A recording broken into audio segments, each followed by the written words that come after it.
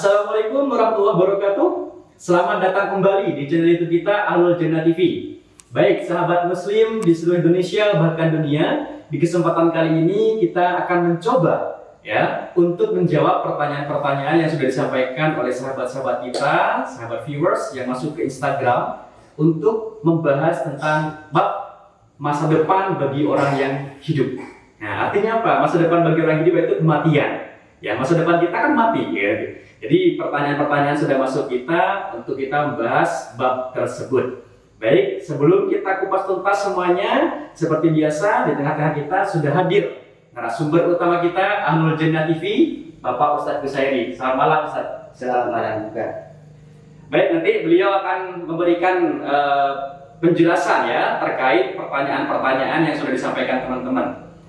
Di sini sudah masuk pertanyaan pertama kepada kita untuk membahas tentang gambaran bagi seseorang yang sudah meninggal. Artinya ketika baru meninggal, proses si mayit dimandikan, kemudian perjalanan sampai ke alam kubur ya, ke kuburan, itu apa sih yang dirasakan oleh si mayit tersebut? Ya, proses dari perjalanan sampai ke alam kubur seperti itu. Mungkin langsung saya akan berikan kesempatan untuk membahas bab tersebut kepada Ustadz Qusairi. Silakan Ustadz. Terima kasih. Assalamualaikum warahmatullahi wabarakatuh. Waalaikumsalam warahmatullahi wabarakatuh. Singkat saja, dengan adanya pertanyaan yang barusan hadir, masalah bagaimana keadaan orang yang sudah meninggal, baru meninggal dengan kedudukan dia yang masih dalam posisi masih ada di dunia. Ada sebuah cerita wahikayat ini, dalam beberapa cerita sudah sangat banyak sekali cerita ini. Orang meninggal itu tidak lepas bagaikan orang yang mimpi. Jadi di waktu dia itu meninggal, itu bagaikan orang yang tidur lagi mimpi. Dimandikan, dia itu juga tidurnya lagi mimpi. Bahkan sebagian dari cerita itu kalau dia dikafani, dibungkus dengan adanya kain kafan, kita manusia semua akan tinggalkan semua kehidupan selain kain kafan itu nanti yang akan kita. Itu bagaikan dia merasakan dirinya, kalau memang amaliyahnya itu sudah mempunyai gambaran orang baik dalam sebuah hikayat, itu bagaikan dia lagi orang yang kemanten, bagian pengantin baru. Jadi diberikan baju yang bagus bagaikan orang kemanten, itu dimacai, kayak itu rasanya orang yang meninggal kalau memang orang baik. Toh orang jelek pun akan merasakan seperti itu sebelum nyampe ke yang namanya liang kuburan. Kalau sudah berada di kuburan, maka kita akan berbeda sudah kehidupan. Dia akan menentukan di situ. Jadi waktu perjalanan kita mati meninggal, itu bagaikan orang yang mimpi. Yang lebih antiknya cerita di sini, kita lagi dimandiin, kita lagi dikafani. Di situ bagaikan orang kemanten, bagaikan pengantin baru itu. Jadi kita bagaikan masuk ke itu, bagian dimandikan, dikasih baju begini. Di waktu kita mau masuk ke kuburan, bagaikan mantan itu atau sebuah pengantin dua itu masuk ke dalam kamar, itu bagaikan itu. Dan di saat si mayit itu dinaikkan ke keranda itu, Ustaz, apa yang dirasakan itu, Ustaz? Ya, seperti apa, Ustaz? Ya, kalau dalam sebuah cerita soal kebenarannya nanti kita tidak ada yang bisa menjawab ini soalnya, tapi hanya sekedar cerita yang ada dalam sebuah kitab, yaitu di situ digambarkan, bahkan dalam Bada'ul Zuhur, di kitab Bada'ul Zuhur dijelaskan itu di waktu dia itu naik keranda, di waktu naik yang namanya apa itu? Betul, keranda itu mayit itu dia bagaikan itu mayit bagaikan orang-orang mantan baru atau mantan itu lagi naik ke mobil. Di situ bagaikan gambaran orang itu sudah naik ke mobil. Entah kalau sekarang mungkin di Paciro kayak apa, karena di mobil itu bagaikan seperti itu gambarannya bagi dia yang mau menuju ke tempat kuburan. Masuk ke kuburan bagaikan pengantin baru lagi masuk ke kamar di situ. Setelah masuk itu tuh selesai, akhirnya disitulah akan menjadi berubah semuanya. Mimpi yang aslinya itu nikmat, nyaman, disitulah akan berubah nantinya. Untuk perubahan itu nanti melihat daripada segi orang itu sendiri. Amaliyahnya baik, maka akan berubah menjadi tempat itu bagaikan kamar yang manten yang benar. Amaliyahnya jelek, maka disitulah akan menjadi tempat kita hidup berada di tempat yang tidak mungkin kita inginkan. Berarti si mayit itu merasakan ya Pak Ustadz ketika diperlakukan dengan baik di saat kita mandikan itu Pak Ustadz? Pasti, dan di situ merasakan dia dimandiin, cuma dia sudah berbeda, sudah merasakannya kan adalah mimpi. Ada dia bangun, dia bisa cerita, ya bangun nanti sudah bangunnya berubah, bangun di kuburan itu berubah. Kok kayak seperti ini rumah saya? melihat amal sudah pada saat itu. Terus bagaimana ketika beliau sudah dimandikan? Terkadang kan ahli waris atau keluarga yang tinggalkan itu Pak Ustadz kan kadang menangis. Ada yang mengatakan jangan menangisi yang sudah meninggal karena nanti memberatkan. Itu seperti apa sebetulnya? Karena mayit pada saat itu ruh yang ada pada saat itu, dan ini perlu dijelaskan juga ini. Ruh yang ada di situ adalah merupakan gambaran, ruh yang ada pada saat itu adalah merupakan jawaban. Jadi kalau memang ada yang dari keluarganya itu yang meninggal itu kemudian menangisi, dia akan menjadi gambaran, oh si mayit, si ruh ini, ruhnya sendiri menjadi gambaran bahwa ahli keluarga saya itu seperti apa. Disitulah gambarannya. Dia akan mengetahui semuanya itu. Apalagi pada waktu dia itu sudah ditinggal di dalam kuburan. Ini yang menjadi anehnya. Kita sudah masuk di dalam kuburan, justru di situ yang menjadi gambaran yang paling utama. Masuk di kuburan, kita sudah selesai menutupi kuburan, satu persatu orang-orang di kuburan itu tinggal, keluar, pulang. Nah, disitulah mayit mulai merintih, memanggil yang namanya yang hidup, jangan ditinggal saya. Karena di situ sudah pada saat waktu bangun dari mimpi ibaratnya. Maaf saja, dia akan mengatakan jangan ditinggal wahai saya istriku, jangan ditinggal wahai saya anakku. Akan semua seperti itu yang anak jangan ditinggal wahai saya ayah. Semua akan berbalik, teman-teman juga akan dipanggil. Disitulah akan menentukan hidup kita. Maaf, kalau kita itu memang bicara masalah hukum, masalah kematian, sama-sama tidak tahu. Tapi di hati kita sudah punya tujuan seperti kata Mas Edi barusan. Apa tujuan kita? Atau apa masa depan kita? Masa depan kita orang hidup pasti mati. Tidak ada lagi sudah. Karena bagaimanapun juga gambaran-gambaran hidup adalah gambaran itu yang akan menjadi tentuan pada waktu kita waktu hidup. Ini di situ yang menjadi gambaran. Agak merinding juga ya sebenarnya kalau berbicara kematian ini. Bagi para hadirin ini kan mungkin para hadirin kan seperti itu kan. Kita kalau berbicara seperti agak merinding. Ya mau bicara badan maaf saja. Kayaknya wallahu a'lam, saya tidak bisanya apa. Sakit mau dianggap sakit, menyesal mau dianggap penyesalan bagaimana, berduka mau didukai bagaimana, mau kita sendiri yang akan membawa keimanan kepada Allah. Agak merinding juga, mungkin itu yang bisa saya. Jadi tidak bisa menggambarkan, Allah alam, saya tidak bisa menggambarkan kalau masalah ini. Artinya hati yang akan berbicara tentunya. Mungkin. Baik, terima kasih Pak Ustadz sudah memberikan gambaran pada kita semuanya seperti apakah nanti. Karena mau tidak mau kita semuanya akan menghadapi yang namanya kematian. Ya setidaknya kita sudah mengetahui seperti apa gambaran nanti ketika kita sudah meninggal. Nah, Pak Ustadz di sini ada pertanyaan yang masuk di Instagram kita, Pak Ustadz. Ya. Barusan sempat kita membahas tentang bagaimana apa yang dirasakan oleh si mayit ketika proses dimandikan dan semacamnya. Nah, ini pertanyaan yang masuk, Pak Ustadz, dari viewers kita, dari sahabat-sahabat kita. Katanya ada yang ini di masyarakat ya, pemahaman di masyarakat, Pak Ustadz. Bagi seorang anak laki-laki itu tidak boleh memandikan orang tua, khususnya orang tua perempuan atau ibu, Pak Ustadz. Karena bukan muhrim. Begitu juga sebaliknya. Ya. Nah, karena kejadian juga termasuk saya pernah, Pak Ustadz, ya, almarhumah ibu saya meninggal dan itu mengatakan tidak boleh ikut memandikan karena bukan muhrim. Ya. Nah, takut nanti kita melihat sesuatu yang tidak pantas untuk kita lihat. Nah, itu sebetulnya keterangan tersebut seperti apa, Ustaz? Boleh apa tidak seorang anak ya memandikan jenazah orang tua, khususnya orang tua perempuan, itu boleh apa tidak, Ustaz? Begitu juga sebaliknya. Atau di situ juga dijelaskan juga, Pak Ustaz, misalkan kita seorang bapak, saya seorang laki-laki punya anak perempuan, dan anak perempuan saya meninggal. Itu katanya saya sebagai bapak tidak boleh ikut memandikan anak-anak anak saya itu perempuan. Nah, itu banyak yang beredar di masyarakat begitu, Pak Ustaz.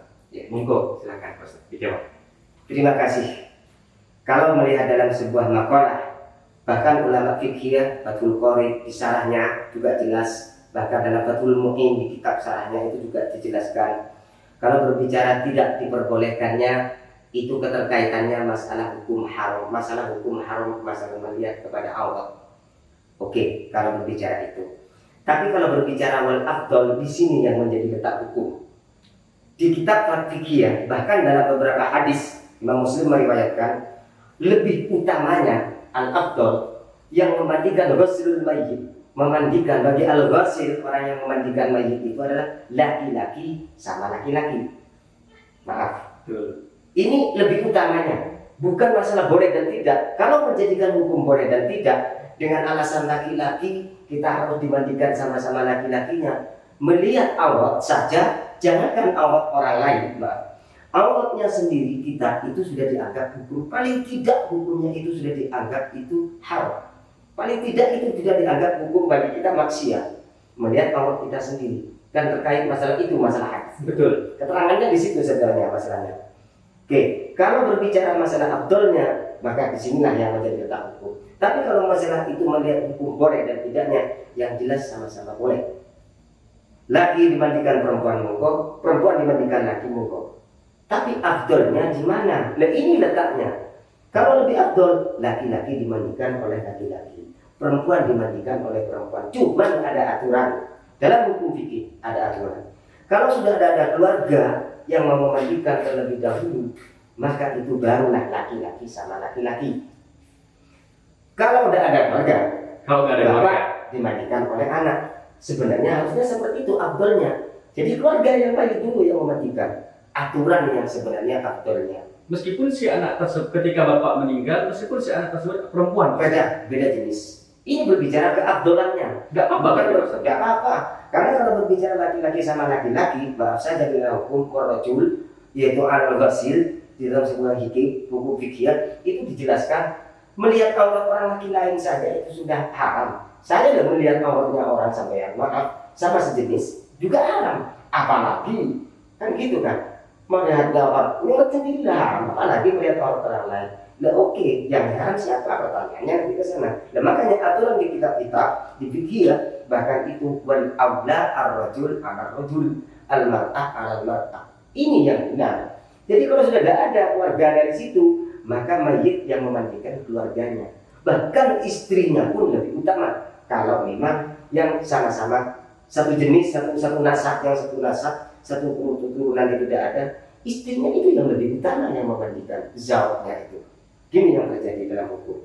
Ini berbicara masalah hukum lebih aktual. Kalau berbicara hukum boleh dan tidak, semuanya tidak boleh. Karena kita melihat aurat. Betul. Hukumnya di situ. Semuanya jelas tidak boleh. Laki-laki sama laki-laki tidak boleh. Jangankan melihat aurat lain. Melihat aurat kita sendiri sudah dianggap itu maksiat. Maaf saja. Ini hukum sudah. Yang terjadi seperti ini. Kalau afdalnya, nah ini yang dikehendaki oleh hukum sebenarnya. Wallahu a'lam. Demikian yang pernah saya ketahui. Baik, jadi itu ya sahabat, teman-teman semuanya, biar kita luruskan, itu titipan pertanyaan dari viewers kita. Karena juga itu terjadi pada saya di saat almarhumah ibu saya meninggal, pada saat saya ikut memandikan, itu ada beberapa saudara yang mengatakan kamu tidak boleh ikut, kan gitu, karena kamu laki-laki, jadi bukan yang ini, bukan muhrim. Jadi takut ini dan semacam melihat sesuatu yang tidak pantas untuk dilihat. Saya ikut saja kan gitu, dan alhamdulillah sekarang sudah diberikan pencerahan sama Pak Ustadz juga ya. Jadi pertanyaan penonton tadi Pak Ustadz itu juga saya pernah merasakan, dan saya yakin ini sering terjadi di sekitar kita, khususnya teman-teman yang menonton channel ini Pak Ustadz.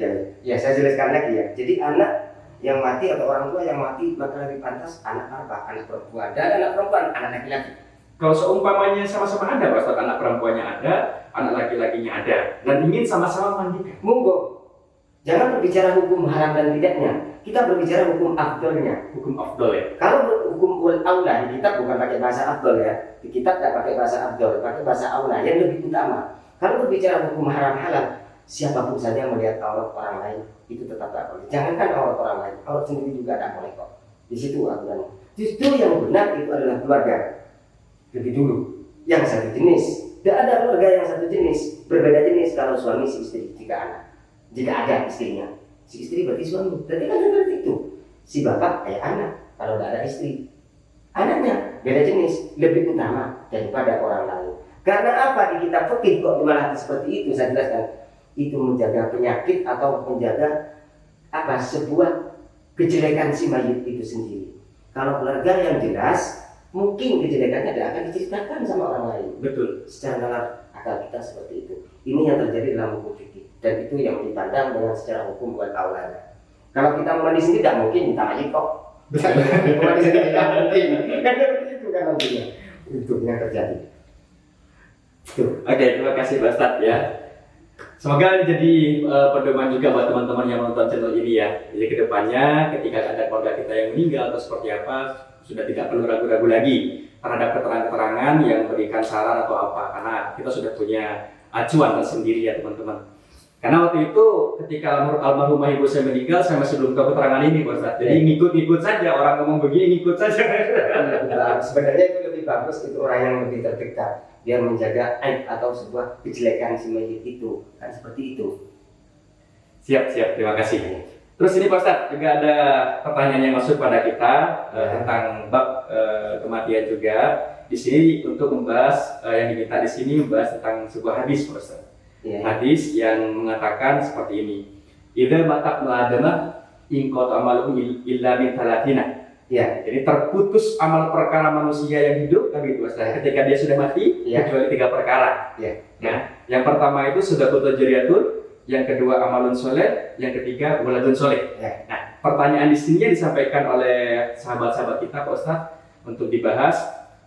Ketika dengan adanya hadis tersebut, berarti bagaimana dengan doa orang lain yang ikut mendoakan si mayit, Ustaz? Sementara dikatakan di sini yang bisa nyampe kepada si mayit itu hanya doa anak soleh, arti anaknya yang soleh, dan doa yang lainnya termasuk amal solehnya dan sedekah jariyahnya. Nah, bagaimana doa orang lain yang mendoakan si mayit? Apakah itu masuk atau tidak dengan hadis tersebut, Ustaz? Terima kasih. Terima kasih pertanyaan. Sangat sulit dengan menjawabnya ini. Tapi alhamdulillah saya masih ingat dengan sebuah hikayat cerita dalam kitab, ada dalam syarah kitab Fathul Mu'in, dalam I'anatul Talibin di situ. Akan hadis ini juga yang pernah dimakolahkan oleh, kalau tidak keliru makolahnya itu terjadi kepada Imam Al-Faqih. Dan Imam Faqih di situ pernah menjelaskan bagaimana sih dengan hadis idza mata ibnu adam in qata'a amaluhu illa min salasin shadaqatun jariyatun ilmun yuntafa'u bih awalatun soleh yada'ullah. Dengan hadis itu, apakah amal kita kepada orang yang mati, kita seorang teman nyampe kepada dia, saya baca Fatihah saya memberikan saudara kepada apa nyampe? Jawabannya hadis itu enak. Ada 2 versi. Kalau berbicara masalah nyampe-nya, jelas di sisi yang lain ada yang mengatakan tidak. Tapi dengan berbicara ayat hadis ini, hadis yang mengatakan idza mata ibnu adam in qata'a amaluhu, pertanyaannya hadis ini jelas kalau berbicara ilmu balaghah fikihnya. Nanti saya akan jelaskan dengan masalah hikayat karena ada cerita. Lafal idza mata di situ kalau memang sudah mati, orang yang mati. Hadisnya idza mata orang yang mati, maka amalnya tidak akan bisa berfungsi kecuali 3. Orang yang sudah mati. Iya, amalnya tidak bisa berfungsi kecuali 3 orang mati itu. Betul. Sifatnya fi'il madi, idza mata, bukan lafal idza yamutu, bukan. Ini berbicara hukum fikih, berbicara ilmu balaghah. Idza mata bukan pakai bahasa idza yamutu. Kalau yamut fi'il mudhari', mau mati berarti tidak hidup. Tapi hadisnya itu idza mata, kalau kamu sudah mati, 3 tok yang akan menjadi kunci jawabannya.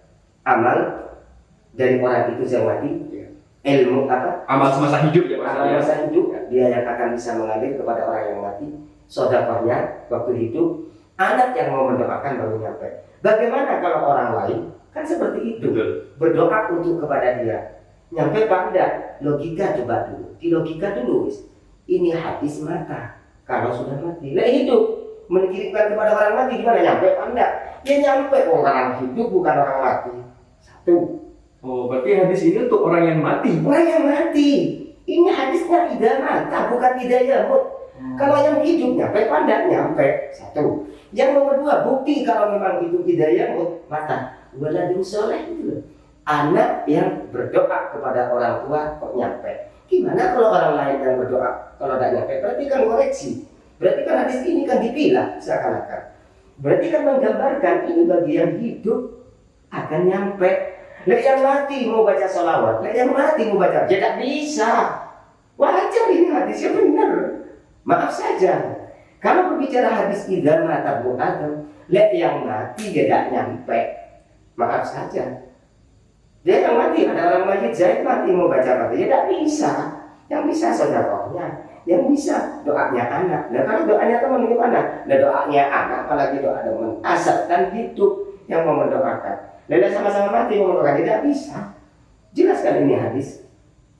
Maaf saja. Mungkin kalau ada yang mengartikan itu kita membaca Fatihah kepada yang mayit tidak nyampe, hadis ini jangan dijadikan tahrif. Kalau ini dijadikan tahrif hadis, buang hadis ini dan diganti dengan pakai hidayah mutu. Sebenarnya seperti itu. Maka saya beranikan diri dengan mengatakan hadis ini. Betul. Karena di situ ada sebuah hikayat.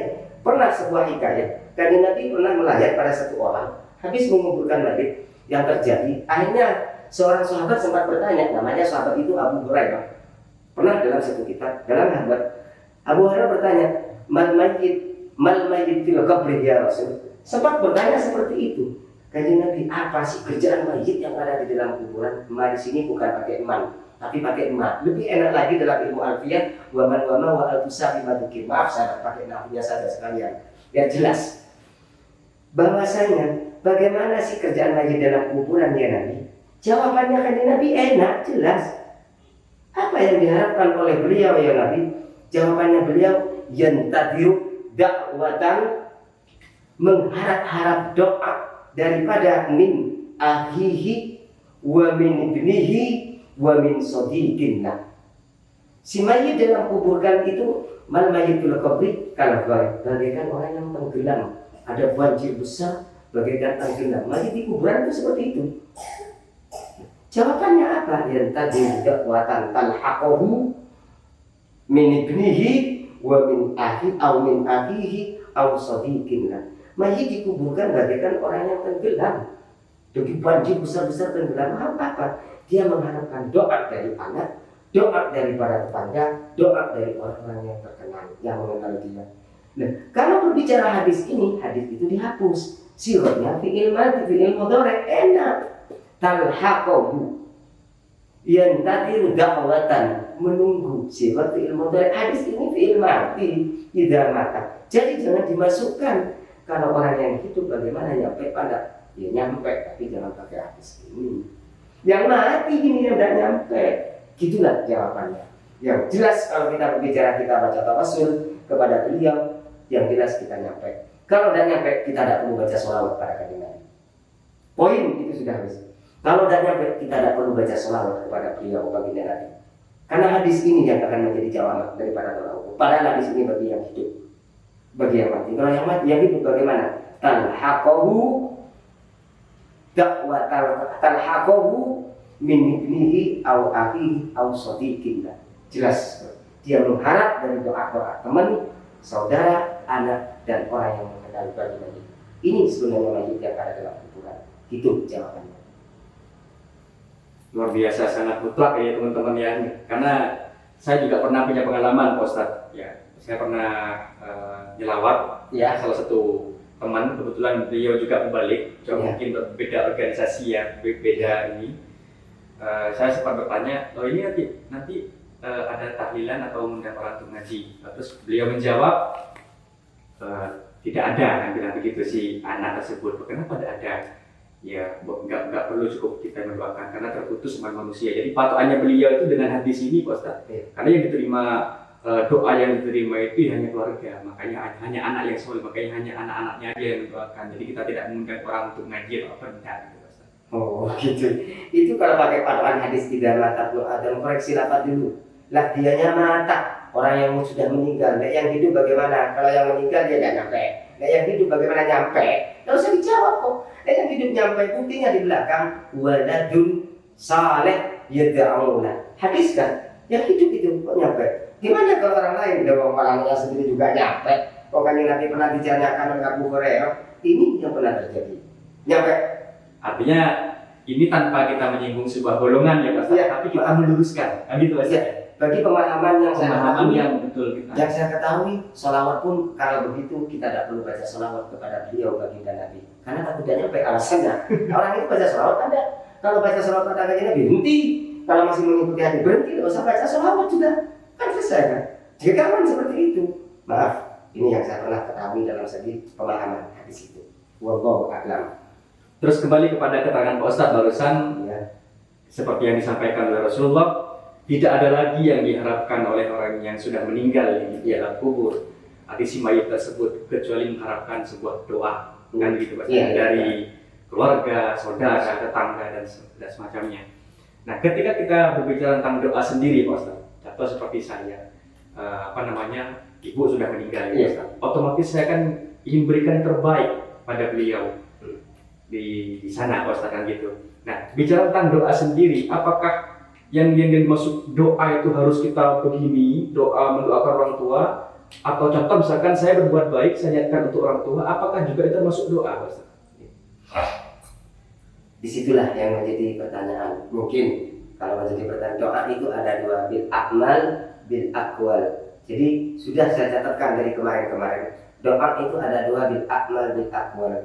Contoh, saya bersedekah tujuan kepada si Zaid, mudah-mudahan pahalanya dilimpahkan kepada Zaid atau kepada orang tua. Ya kita nyampe sudah, saya dapat barokahnya. Sudah selesai, nyampe. Walaupun Pahalanya masuk ke orang tua, kita dapat barokahnya. kita dapat pahala, sudah tidak usah dibahas kita sudah, karena kita sudah dapat pahala. Kami ya'mal mithqala dzarratin khairan yarah. Satu kali kita berbuat baik, pasti kita sudah dapat ganjaran pahala. Setelah pahala dikirimkan kepada orang tua akan mendapatkan kenikmatan. Ini yang pernah terjadi. Dan satu, kalau berbicara harus kita doa, tidak selamanya harus kita doa. Pernah terjadi kepada saudaranya paman kandung Nabi beliau Abu Jahal. Paman beliau yang namanya Abu Jahal, beliau sempat terjadi pernah mengirim putrinya, pembantunya beliau itu sempat waktu lahirnya beliau kanjeng Nabi, beliau sendiri itu sempat memberikan doa Abu Jahal itu kepada kanjeng Nabi. Doanya berupa apa? Tolong dilihat ponakan saya, katanya Muhammad sekarang mau lahir, ini yang terjadi. Iya, dilihat itu doa. Padahal dia tidak berdoa, tapi nyuruh pembantunya untuk melihat benar ada terjadi itu Abu Jahal. Oh ternyata iya. Setelah pulang singkat cerita, bilang kepada majikan daripada pembantunya bahwa ponakan sampean sudah lahir. Alhamdulillah posisinya dengan badan sehat walafiat, namanya Muhammad. Ya sudah selesai. Abu Jahal pada saat itu setiap hari Senin gara-gara itu doa bil akmal ini. Setiap hari Senin ada sebagian wakilah mengatakan siksaan yang ada pada Abu Jahal setiap hari Senin itu dihapus. Ada yang mengatakan siksaan hari Senin dikurangi setiap hari Senin karena menghormati kanjeng Nabi melalui doa bil akmal. Suruh orang lain tidak pakai ya Allah ya benda. Itu aja. Terima kasih Pak Ustadz. Terus ini juga kita akan bahas pertanyaan dari viewers kita Pak Ustadz yang sudah masuk. Nah jadi ada pertanyaan seperti ini Pak Ustadz. Ketika kita punya orang tua meninggal, punya orang tua meninggal dan kita tahu misalkan si orang tua tersebut sakit Pak Ustadz, sehingga selama sakit beliau tidak sholat atau berpuasa dan semacamnya. Terus boleh tidak kita selaku keluarga yang hidup menggantikan sholat yang sudah tidak dikerjakan oleh si mayit, Ustaz? Seperti itu. Oh, ya. Ini berkaitan masalah sholat yang sudah ditinggalkan oleh si mayit, baik itu anak atau baik itu orang tua. Betul. Ya. Bolehkah apa tidak kita menggantikan sholatnya mayit? Kaul yang sore dan yang lebih jelas, paling diakui dan ini sudah muktabar, hadis pun juga sudah menjawab bahwa bagaimanapun juga aqdarus sholat hanya ada dua. Udzur sholat itu ada dua, lupa dan tidur. Berbicara lupa orang gila, itu dianggap sudah tidak bisa. Atau tidur, tapi tidurnya yang tidak menjadi kebiasaan. Kalau sudah menjadi kebiasaan, maaf Pak hadirin, pagi tidur sampai sore sehingga dulunya ada sholat setiap hari kerjaan itu bukan termasuk udzur sholat itu. Bangun jam 2 tidur, bangun jam 9. Itu kebiasaan buruk namanya. Kebiasaan buruk itu, maaf. Ini bukan termasuk aqdarus sholat, maaf. Ini kalau berbicara hukum aqdarus sholat seperti itu. Jadi bagaimanapun juga hukum yang muktabar, maka itu yang jelas sholat tidak bisa menggantikan oleh pada ahli waris. Ahli waris tidak bisa menggantikan. Si mayit waktu hidupnya, mayit itu 4 tak sempat mengerjakan sholat, tidak. Karena sakitnya begitu parah, maka mayit tidak itu wajib mengerjakan, ahli warisnya mengganti sholatnya. Ada kaul sebagian ulama yang pernah diterapkan oleh Imam Ubad. Di situ dalam kitab pernah diterangkan oleh Imam Ubad. Jadi man mata wa alaihi sholatul fardhi lam tubda wa lam tufda. Tapi sebagian ada yang mengatakan wa bi qaulin annaha tuf'al anhu aw sabiha amla. Bagi orang yang sudah mayit itu meninggalkan sholat pada waktu hidupnya itu tidak boleh dikodok dan juga tidak boleh diganti. Membayar fidyah ganti sholat 1 hari diganti. Membayar denda. Kamu tak sholat si mayit 1 hari, bapak saya tak sholat, saya gantikan dengan tidak bisa. Kemudian Di situ ada tadi ada yang memperbolehkan. Cuma cukupnya ulama ini sedikit. Karena sholat itu merupakan pekerjaan pribadi, bukan pekerjaan amaliyah secara pribadi pada orang. Ini alasan yang pernah terjadi. Ada yang memperbolehkan, itu cuma dikodok, bukan diganti, bukan dibayar fidyah. Kalau membayar uang, nggak sholat duhur diganti dengan uang, itu tidak bisa. Tidak ada hukumnya. Yang boleh hanya mengganti sholat diganti dengan sholat. Ada yang memperbolehkan. Di situ yang pernah terjadi. Kalau puasa? Kalau puasa sudah jelas boleh. Karena puasa itu berkaitan dengan masalahnya ada rasa kodok. Kodok yang di luar pada waktu puasa. Masalahnya di situ, memang ada udurnya. Jadi kalau sholat tidak ada udurnya, udurnya hanya dua. Nah, yaitu sudah orang yang tidurnya tidak menjadi kebiasaan. Saya jawab dulu. Nanti kalau tidurnya ini, kalau tidak dijelaskan, nanti saya yang dianggap bagaimana ini. Tidurnya yang tidak menjadi kebiasaan, terus orang yang lupa, tidak ingatan. Ya bagaimanapun juga, tetap itu tidak menjadi masuk kepada wajib sholat. Itu yang terjadi. Puasa boleh, orang sakit boleh tidak puasa. Di situ yang dimaksud. Baik, terima kasih Pak Ustadz. Sekarang kita masuk ke pertanyaan terakhir Pak Ustadz dari teman-teman yang baru masuk di WA. Ini sudah saya tulis Pak Ustadz. Jadi pertanyaannya seperti ini dari teman-teman Pak Ustadz. Ketika orang yang baru meninggal itu, nah otomatis kan ruhnya kan sudah keluar dari jasad nih Pak Ustadz. Iya. Nah, ketika ruh sudah keluar dari jasad, pertanyaan dari teman-teman Pak Ustadz yang masuk barusan, di mana tempat ruh itu berada? Nah, ada yang mengatakan di Lauhil Mahfuz dan semacamnya. Terus yang berikutnya juga, soalnya banyak kejadian yang di sekitar kita di masyarakat, Pak Ustadz, ada yang mengatakan katanya ruh-ruh yang sudah meninggal itu leluhur-leluhur kita itu katanya kalau hari Kamis malam Jumat itu pada pulang ke rumah, nengok keluarga, cucunya, apakah dia mengaji kepada kita atau tidak. Itu banyak yang terjadi gitu Pak Ustadz. Dari pertanyaan tersebut ketika saya baca dan memang sering saya jumpai di masyarakat begitu Pak Ustadz. Jadi kadang teman-teman saya berkunjung ke rumah teman kadang pas malam Jumat, mau balik keburu kenapa? Karena takut leluhur saya balik ke rumah nanti pintunya ditutup bagaimana, jadi saya buka pintu dulu gitu. Nah jadi kan ini takutnya taklid Pak Ustadz gitu kan. Jadi sesuatu yang tidak bisa dipertanggungjawabkan. Maka dari itu nih kita mohon Pak Ustadz untuk diluruskan seperti apa sebenarnya yang terjadi, di mana tempat ruh yang sudah meninggal itu berada Pak Ustadz. Dalam kitab Fathul Mu'in syarahnya di I'anatul Thalibin bab salat jenazah, babul jenazah di situ dijelaskan ruh itu terbagi menjadi 3. Ada ruhnya orang anbiya, ada ruhnya minas sholihin, ada ruhnya orang kafir ay al-murtad. Kalau ruhnya al-anbiya langsung dengan Allah dibungkus di tempat, dikasih tempat yang nyaman dan enak. Tidak usah dibahas. Artinya sudah ditaruh di situ tempatnya. Kalau kita tanya apa, ya mungkin sudah di surga. Yang kalau ruhnya orang al-muti'in, orang yang taat kepada Allah minas sholihin, bahasanya dalam sebuah kitab Fathul Mu'in sarahnya di I'anatul Thalibin itu dijawab, yaitu dengan Allah langsung diberikan, dipersediakan adalah suatu tempat yang dimaksud al-jinan. Berarti Raudhatul Jinan. Kalau kita berdoa Raudhatul Jinan, taman surga. Belum di surganya maksudnya. Ada yang disebut Raudhatul Jinan, taman surga. Kita masih belum masuk ke surga tapi di taman surga. Tapi kalau rohnya al-mukafir, orang-orang kafir itu akan berbeda. Atau orang murtad. Itu diletakkan di mana? Masuk kepada peninggalan langsung dengan Allah disediakan ini yang namanya Raudhatul Nar. Taman yang namanya disebut taman kenerakaan bagi tempat itu. Di mana persiapannya malaikat dengan malaikat kedua-duanya. Nah, kalau yang dipertanyakan, jadi kan sudah versi ada 3 roh kan, sudah jelas. Nah, bagaimana dengan hari Kamis kita pulang rupinnya? Bapak kita meninggal, nenek moyang kita sudah hari Kamis pulang. Mau pulang bagaimana? Ngurusin rupiah saja sudah bingung. Urusan amalia sendiri itu sudah manjat pulang. Berharap doa, aku mau pulang. Wallahu a'lam. Disitulah yang perlu saya luruskan. Jangan para hadirin, jangan berpikiran. Maaf, saya akan luruskan. Jangan sampai mengatakan bapak kita pulang karena hari Kamis, tiap hari pulang sebenarnya. Kalau berbicara pulang tiap hari, berarti kalau tiap minggu pulang, berarti tidak dapat siksaan. Itu hanya dapat mau hari Jumat saja kan. Logika dulu kita.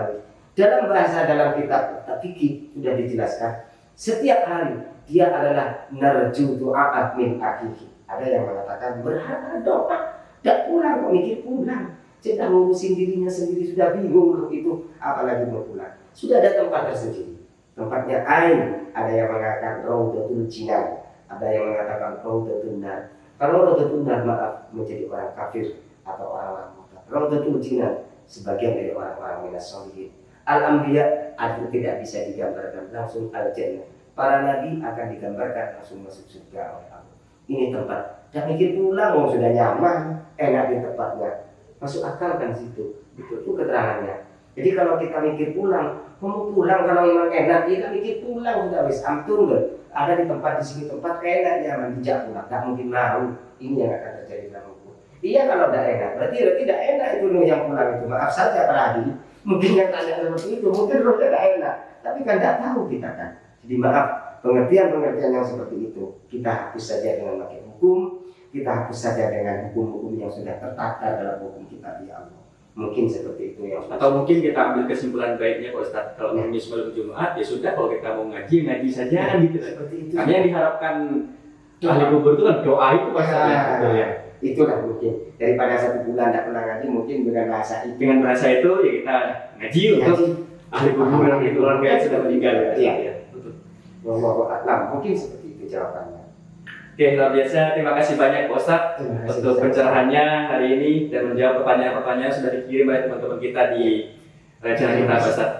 Terima kasih juga sama-sama. Saya sampaikan mohon maaf jika ada kekhilafan. Wallahu a'lam dari saya pribadi. Ini yang bisa saya sampaikan kurang lebih. Baik, itu sahabat ya keterangan-keterangan yang sudah disampaikan oleh beliau Ustadz Qusairi terkait bab yang sudah diminta dibahas dan pertanyaan-pertanyaan sudah masuk tentang bab kematian. Insya Allah di channel berikutnya, konten-konten berikutnya, teman-teman bisa request tema ataupun bertanya untuk kita bahas. Silahkan langsung ketik di kolom komentar ataupun langsung DM ke Instagram kita di kolom deskripsi ya teman-teman. Baik, sekian dari kita. Jangan lupa pastikan like, share, and comment. Bagikan channel ini. Sekali lagi tujuannya apa? Tujuannya bareng-bareng bersama-sama kita belajar Islam secara kafah. Insya Allah untuk bekal kehidupan yang lebih baik. Sekian dari saya selaku moderator untuk membawakan acara ini. Wassalamualaikum warahmatullahi wabarakatuh.